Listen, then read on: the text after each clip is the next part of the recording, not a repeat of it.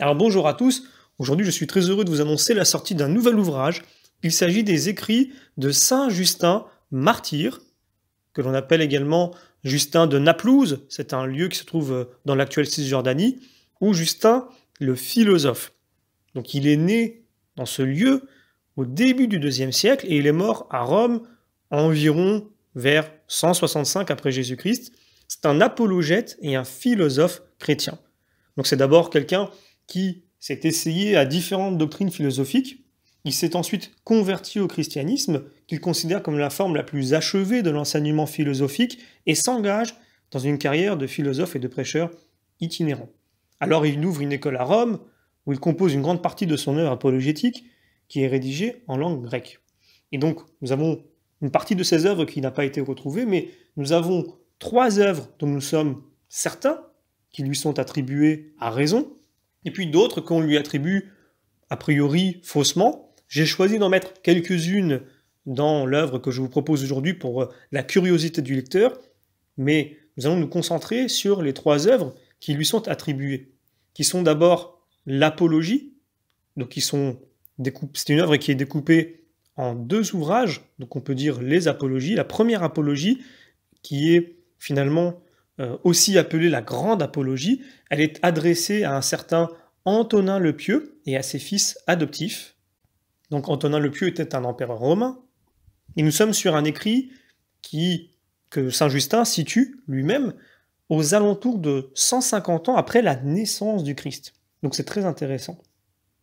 Alors ce premier texte ne semble pas vraiment avoir été écrit en relation avec un événement particulier, ni à la suite de poursuites ou de mauvais traitements récents, mais il paraît attester d'un climat relativement hostile vis-à-vis des chrétiens, au point qu'on peut l'associer au martyre de Saint Polycarpe, qui est exécuté vers 155-156. Dans une partie du texte, on retrouve exposée la doctrine et les pratiques chrétiennes, et on a également des éléments qui permettent de défendre les récits concernant Jésus, dont notamment des éléments merveilleux qui n'ont rien à envier aux mythologies païennes. Évidemment, la comparaison est évidente puisque c'est la croyance locale. D'ailleurs, on voit bien que dans ce texte, il cherche à démontrer combien ces mythologies sont absurdes et immorales. On retrouve aussi dans cette partie-là des informations concernant les rites chrétiens. Donc c'est très intéressant, notamment sur la liturgie et le baptême.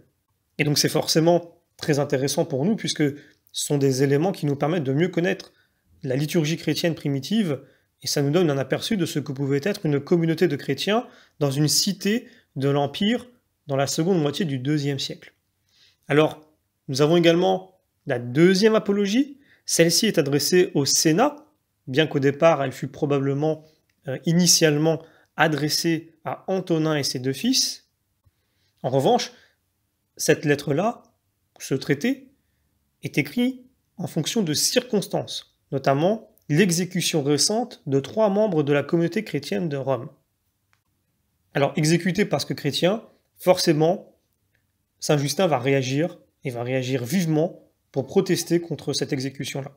Nous avons également ce qu'on appelle le dialogue avec Tryphon. A priori, donc, pourquoi je le cite en 3e? Parce que ce texte est postérieur, en tout cas la première des 2 apologies dont nous avons fait l'introduction. Alors, qu'est-ce que le dialogue avec Tryphon? Eh bien, c'est un dialogue vraisemblablement fictif, qui est composé dans la tradition d'un dialogue platonicien et qui développe une argumentation essentiellement fondée sur les Écritures, tantôt de manière littérale, tantôt de manière allégorique. Alors son récit prend place à une époque peu éloignée de la révolte de Bar Kokhba, 132-135 après Jésus-Christ, et se situe sous le portique d'un gymnase à Éphèse, où un groupe de Juifs réfugiés de Palestine sévit la guerre, mené par un certain Tryphon, va à la rencontre de Justin dans lequel ils ont reconnu un philosophe grâce à son habit, afin de l'interroger sur sa philosophie au cours d'une discussion qui dura 2 jours. Alors, d'après ce que l'on lit dans ce texte, on voit bien que ce Tryphon ne reconnaît en rien la messianité de Jésus, mais on voit qu'entre Saint Justin et Tryphon, il y a quand même une certaine cohérence dans les idées, On retrouve quelquefois des tendances idéologiques proches, mais plus souvent éloignées. En tout cas, l'œuvre porte essentiellement sur 3 thèmes. Le premier porte sur la pérennité et la signification des préceptes de la loi dont les commandements ne se réalisent pleinement qu'à travers le Christ, dont l'identité et nature sont au cœur du deuxième thème, tandis que la question du véritable Israël occupe la troisième. En fait, saint Justin entend prouver la continuité entre l'Ancien Testament et le christianisme, tout en excluant le judaïsme contemporain, dans la mesure où les Juifs ne perçoivent pas le sens véritable des Écritures. Les chrétiens qui s'en sont approchés par la reconnaissance en Jésus du Messie annoncé par les prophètes sont devenus, avec les Juifs qui voudront embrasser leur foi, le nouveau peuple élu, le véritable Israël. Et donc à l'issue de ce dialogue resté cordial, Tryphon ne se convertit pas, ce qui constitue un fait unique dans la littérature contre les Juifs, ce qu'on appelle adversus judaeos. Alors pour la curiosité des lecteurs, j'ai choisi moi de rajouter certains textes qui ont une certaine valeur théologique, qu'on attribue à saint Justin martyr, mais a priori à tort, mais en tout cas qui sont très intéressants. Donc je vais simplement les citer de nom pour information. Il s'agit du discours aux Grecs et des exhortations aux Grecs, du livre de la monarchie et de l'épître à Dionyète. Alors il se trouve que, comme souvent, nous avons des œuvres qui ne nous sont pas parvenues et qui ont été écrits par saint Justin martyr. On voit par exemple que saint Eusèbe de Césarée mentionne plusieurs écrits le concernant, notamment le Syntagma contre toutes les hérésies, qui est d'ailleurs le premier traité connu qui dresse une liste d'hérésies et marque durablement le genre hérésiologue. Et donc, il y a quelques noms qui sont indiqués dans cet ouvrage, 7 noms d'hérétiques, qui sont, tel que le texte dit, inspirés par les démons. On a Simon le mage ou le magicien, son disciple Ménandre, Marcion, Carpocrate, Valentin, Basilide et Satornile.